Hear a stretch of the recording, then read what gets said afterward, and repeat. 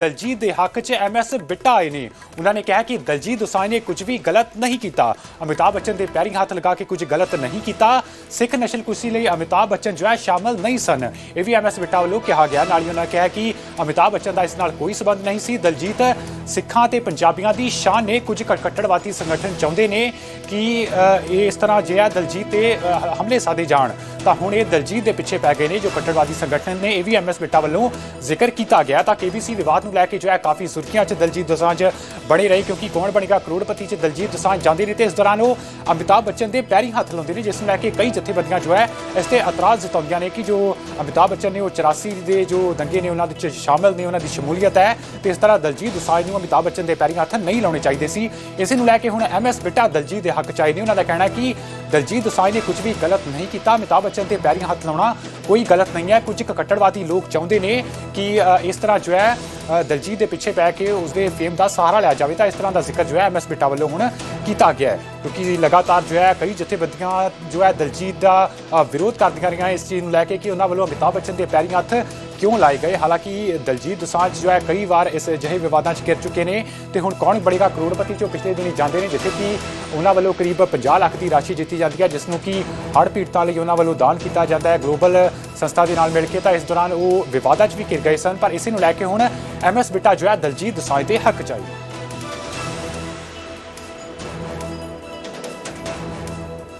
Anti terrorist front के chairperson MS Bitta हमारे साथ बातचीत करने के लिए मौजूद हैं। इन दिनों आपने देखा होगा कि लोकप्रिय संगीतकार दिलजीत दोसांझ अमिताभ बच्चन के शो में गए और शो के बाद काफी विवाद और क्रिटिसिज्म खड़ा हो गया।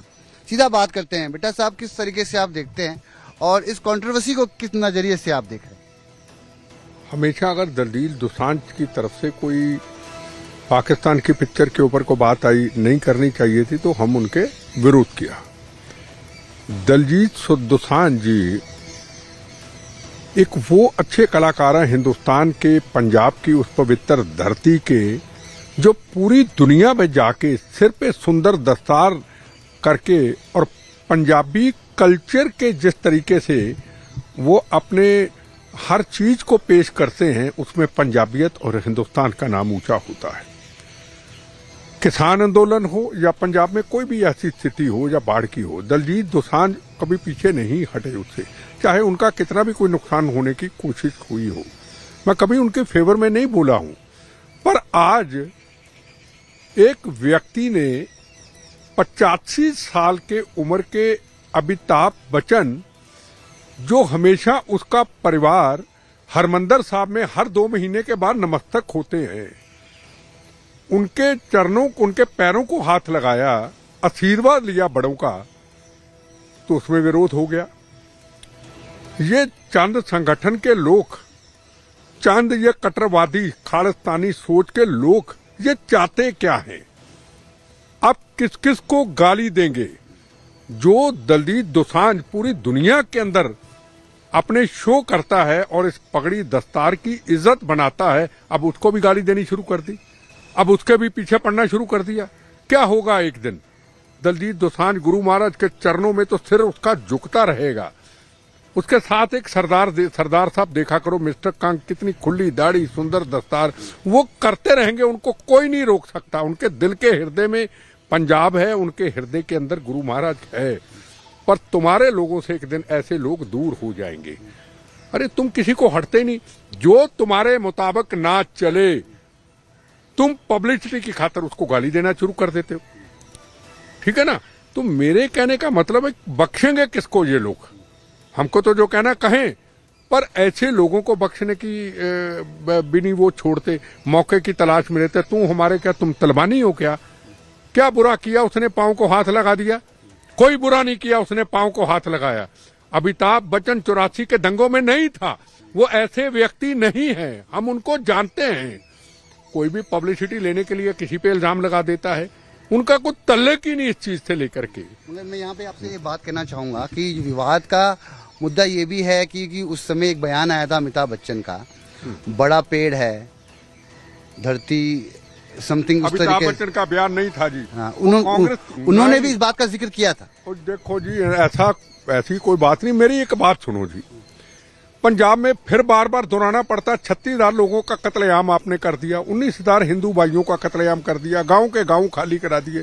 क्या किसी ने कोई शोर मचाया यार हमारे लोगों को मार दिया? वो कहते हैं हिंदू सिख एक 9 मास का रिश्ता है, हिंदू सिख एक रोटी बेटी का रिश्ता है, हो गया चलो आगे चले। अब ये मुद्दों को पकड़ के छोड़ने को तैयार ही नहीं है, हर चीज पे मुद्दा बनाने की कोशिश करते हैं। कौम का कोई लीडर ही नहीं है।